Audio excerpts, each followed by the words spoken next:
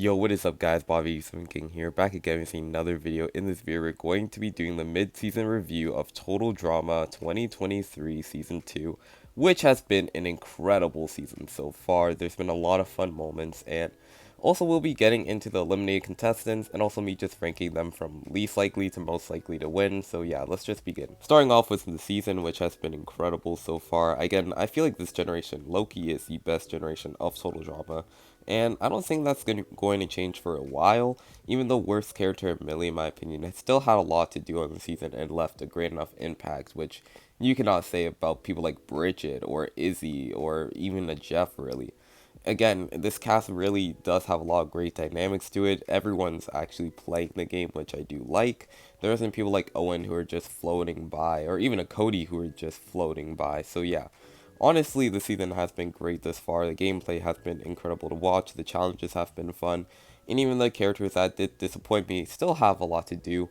So yeah, let's just talk about the people who have already been eliminated. Starting off with Scary Girl, which it does suck to see Scary Girl go home first. I mean, I did predict that she would go home first, but it's like, I don't know, man. I would have preferred if she left during episode 2 just because of I wanted to see more scenes of Scary Girl and Damien just because their interactions were really funny in season 1, but I do understand why Scary Girl had to go home first. She's not really a character that I think you should make her go too far because then the character becomes really repetitive, but yeah, Scary Girl was pretty fun on this season. Next up, we do have Chase, and to be honest, I didn't expect Chase to go that far. Matter of fact, I would have liked it better if he was the first boot, not because I dislike Chase's character, just because I feel like he's the type of character who will never really change, so it's like, it doesn't really matter how he places. I feel like he'll still have a big ego, in my opinion, so yeah, there's that. Honestly, he was okay during the season. I really wish him and Emma would have had more scenes together of them just bickering after the show and like I don't know. But yeah, personally, Chase is just okay on this season. Let's talk about Millie, who's actually pretty fun on this season. Not the whole handbook thing. I found that relatively repetitive from last season, but like not really repetitive, that's not the right word, but in my opinion, it was just kind of annoying to have Millie pretty much withhold information from Priya, which was something that happened last season, but yeah, Millie was actually pretty fun outside of that. I did like her friendship with Damien and having her entire team get mad at her for pushing Damien, which I feel like was actually a reasonable reaction from people like Axel being like this more team-bound player at this point, and also Caleb, someone who's just a nice guy overall. And yeah, we honestly have her friendship with Priya, her friendship with Damien, and also her kind of butting in with Caleb and Priya's like talking and kind of flirting at the beginning of episode 1 and kind of being like the fat best friend when you're just trying to hook up with the other friend. So that was pretty funny too. Honestly, Millie was just okay during the season, and I left with a high appreciation of her character. Next up, we do have Emma, who honestly, outside of her kind of friendship with her and Priya, which I found interesting considering the fact that her and Bowie never really interacted throughout the season, which I would have liked to see why that was the case, but I guess probably because Emma watched the show and just didn't mess with Bowie after that, so that's whatever. And outside of this clip that I'm going to play right now, I have nothing really else to say about Emma. She can't stop making out with the guy who cut her brakes, and we think she's a good judge of character. Next up, we do have Nichelle, which this is a travesty that the show made Nichelle go home so early. I would have much preferred if Damien just left at this point, considering the fact that I feel like Nichelle had so much more potential with the rivalry with Julia, her being amazing at challenges. And probably Nichelle would probably target Julia, causing this more rivalry sense to happen. And we could have gotten a great showdown between Bowie and Julia, and with Bowie having Raj, Wayne, and Nichelle, and Julia probably having MK, Ripper, and Axel, that would have been a massive battle, which I would have loved to see, honestly. Again, also with her friendship with Damien, too, that was pretty cool to see as well. Honestly, Nichelle was just a great character throughout the season, and I feel like we were completely robbed of seeing her on the merge. I don't know why they gave her such a bad elimination, low-key, but yeah, it just kind of sucks to see Nichelle go at this point. Considering also the fact that I did predict her as my winner pick before episodes 5 and 6 came out, so that was also pretty embarrassing. But yeah, Nichelle is just great on the season. I love her character. She still has massive potential, so yeah. Next up, finally, we do have Bowie, which, once again, a travesty that Bowie went home so early. Obviously, Bowie is my favorite character of the entire show, and to be honest, this season did nothing but solidify that, in my opinion. Him getting probably a better plotline than Gwen in Total Drama Action, to where they're well, Bowie's the one doing the cheating, and he actually feels very bad for it. because he is lying to Raj, someone who doesn't like to cheat in general and likes to play fair and square. And having Bowie face a moral dilemma was actually pretty fun to watch. I really wish we would have gotten more scenes of Bowie and Raj, but due to censorship probably, I guess we couldn't. But honestly, they're a great ship. I love Bowie and Raj, and this season also showed me that they have a lot of potential, and I really wish we could have seen that play out more. But yeah, Bowie was great. I also loved his moonwalking, which was pretty cool. But yeah, Bowie's just a fantastic character, and I have nothing bad to say about him. That's my thoughts on the eliminated contestants, but now let's rank everyone left of least likely to most likely to win the season, based off their edits and based off how much screen time they get and all this type of stuff. Realistically, if you've seen Survivor, I think you might know what I'm talking about, but yeah, if you've seen Ultimate Disadventure Camp videos, you would probably also know what I'm talking about. But yeah, let's just get to it. Starting off with number 10, and at number 10, we do have someone who just hasn't really gotten that much screen time by themselves, and also just does not give off winner energy, and that is Wayne. Here's the thing, I do like Wayne's character, but there's no way in hell he's winning this season. Again, he's never gotten really any screen time outside of him and Raj. He's also just not in the best game position as well, to where I feel like Wayne or Raj are definitely going to be targeted at some point, and obviously the target will probably be Raj, but I feel like the show at least wants Raj to stay. Raj has more of a story. Wayne is just Raj's sidekick, really, and that's pretty much it.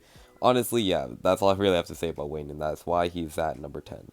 Coming in at number 9 is someone who I feel like will just be targeted out of the two of them, mainly just because they're more of a physical threat, and that is Axel. And obviously I'm talking about she'll be more targeted if people want to target Ripper or Axel. I feel like more people will target Axel just because she's more of a physical threat. She also is hotter, so there's that. And I feel like just overall, Axel's just mainly shown to be just Ripper's girlfriend, like Ripper's crush. And that does kind of suck because I feel like Axel's a character that you could do more with, but then because she is more of this teamwork type player, she's not like Eva, she's not like Joe, in that sense to where those two didn't really care about anybody while Axel cares about keeping the team together. And yeah, honestly, Axel's been a pretty funny character. I just cannot imagine her winning the season. That's why she's at number 9.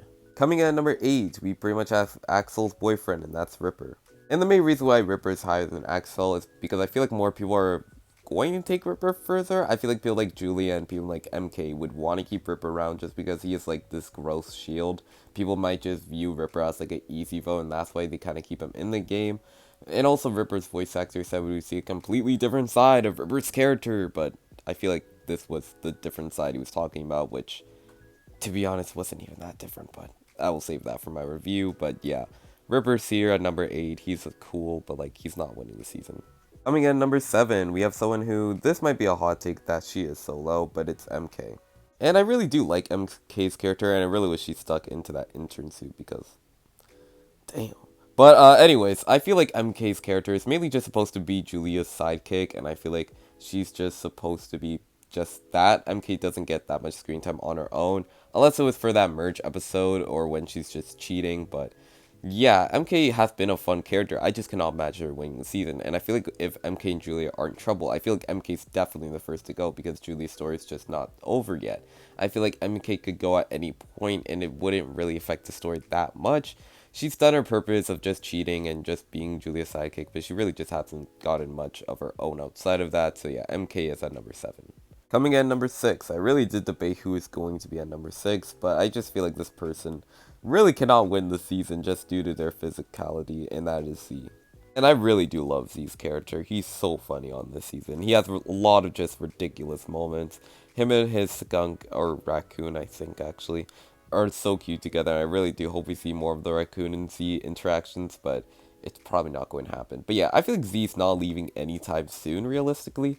I feel like he's probably going to let it slip that Caleb might be using Priya, but obviously that's not the case, causing this to be a massive big shift into the game, obviously, and I feel like rather Z goes or stay, I feel like he's at least going to make it pretty far, which I can't really say about the other people that we've talked about. He's in a decent game positioning as well, to where I don't think anybody's really targeting Z, so yeah, Z is at number 6. Coming in at number 5, we do have someone who obviously won last season, and that's Priya. And I just did not feel comfortable putting Priya dead last on this list, even though she did win last season, mainly just because she is probably going to stay a bit longer, obviously, with her relationship with Caleb, which I do massively ship, and I'm so glad that Caleb and Priya are actually becoming a ship, low-key, because low-key, in retrospect, I feel like Damien and Priya just would have been a pretty mediocre ship in retrospect.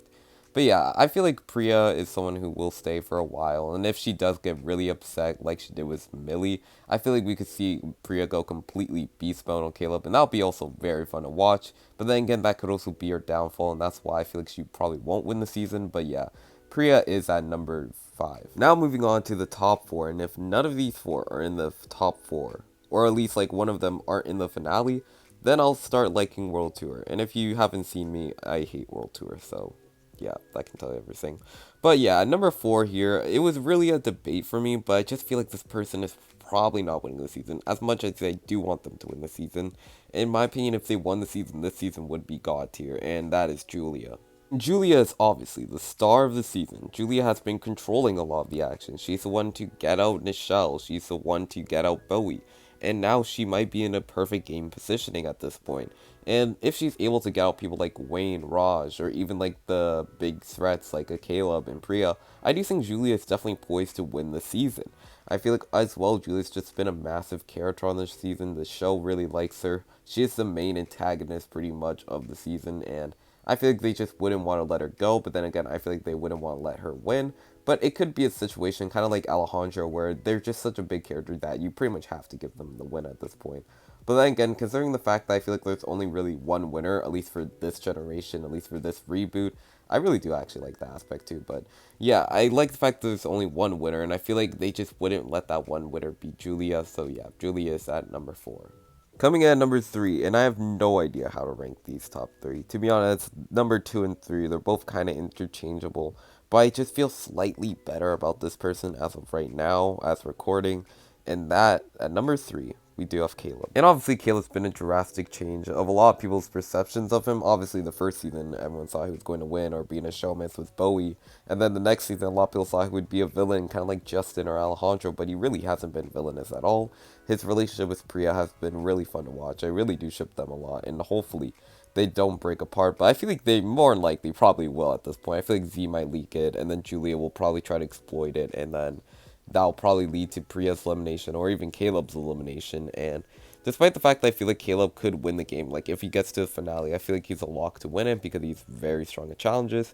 I just don't know. I feel like there's going to be a point where he does get voted off, and for the top 2, I just cannot see a way that they get voted off. So yeah, Caleb is at number 3. Coming in at number 2, as someone who I've been very vocal about my community tabs, that he has just massively disappointed me on this season, and that's Damien. And Damien on the season, at least for the first 4 episodes, was a real baby back bitch, not gonna lie, just being completely scared of everything and having to be blindfolded, which he's obviously seen the show, and at this point he should be pumped up. Like in his last confessional, he's like, I'm here to play now, but now he was just afraid to even go to like the 2-pointers or the 3-pointers, or I understand the 4-pointers, but it's like, bro, what are you even talking about at this point?